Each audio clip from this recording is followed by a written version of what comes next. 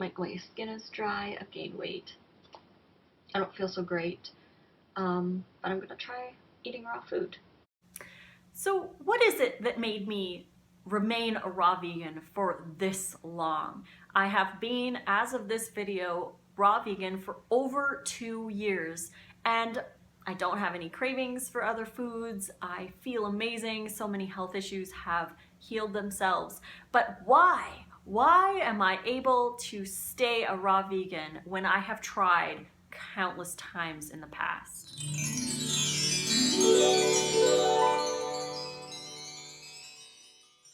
So I have known about a raw vegan diet for probably a little over 12 years now. I found out about raw veganism around 2003, 2004 while I was working in natural health food store. I first discovered the Arnold Ehret mucusless diet healing system, and then from there I found David Wolfe, who did a lot of the high-fat raw vegan stuff, but that was really all there was back in the day. I hadn't read 80-10-10. I don't even know if it was around or if I had been exposed to it.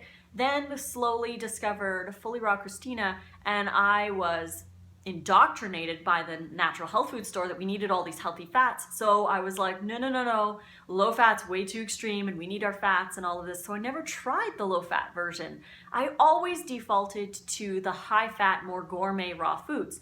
And of course I felt good doing it. And I always defaulted to wanting to be a raw vegan because I always felt better when I was a raw vegan, as opposed to all the other diets that I'd always try over the last decade and a bit.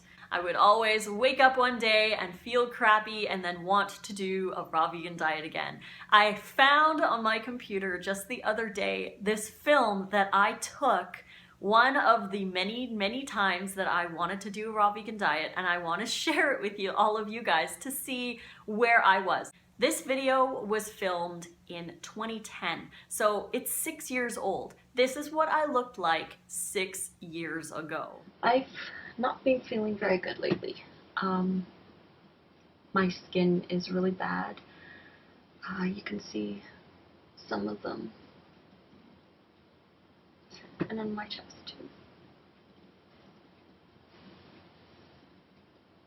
My lips are always dry. I feel like my skin is dry. I've gained weight. I don't feel so great. But I'm gonna try eating raw food. So as you can see, I have definitely changed since then, and I would constantly make these videos or take new pictures or whatever because I'd always start a raw vegan diet again. And I was one of those people who would constantly fall off, but I was doing it wrong. And what I want to share with you today is why I believe that I have stayed a raw vegan for the last 2 years.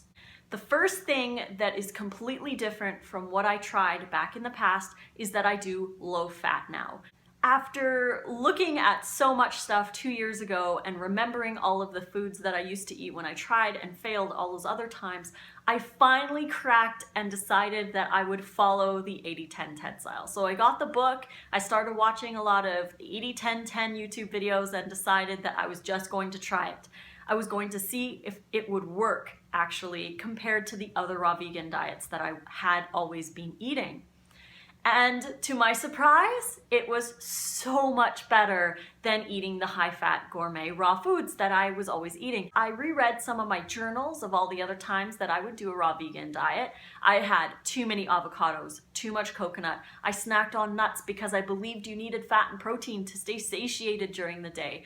And then I would have berries and have sugar crashes. So a lot of the foods that I was eating, even though they were raw, they were in the wrong ratios of fat, carbs, and protein that I needed to sustain myself, to feel full and not have any cravings or sugar crashes.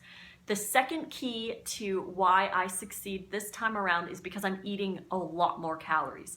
Back in the day, I would still be in the calorie restrictive mindset, so I would stick to about 1,200 to 1,400 calories. Again, most of those calories were from fats. I was eating a very small amount of fruit because I was in a low carb mindset.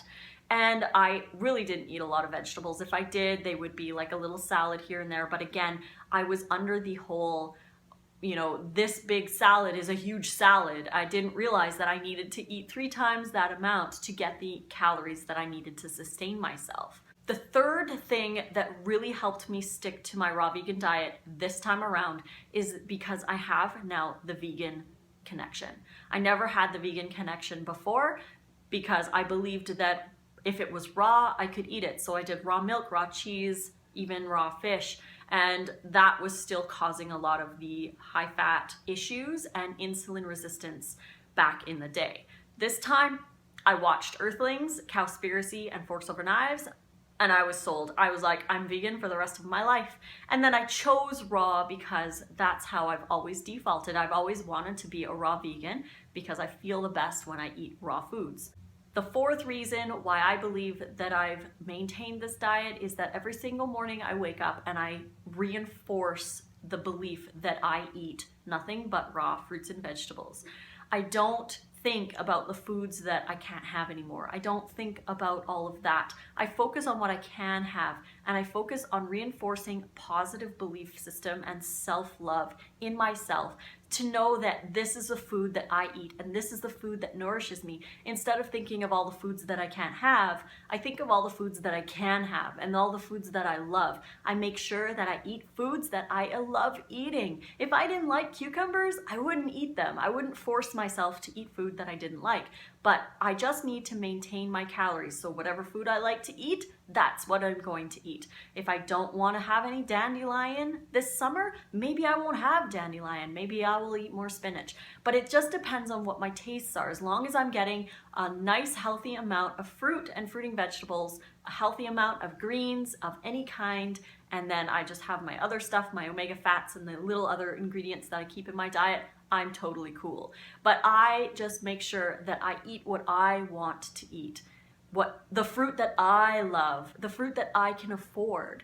And this is what I believe has kept me a raw vegan for this long.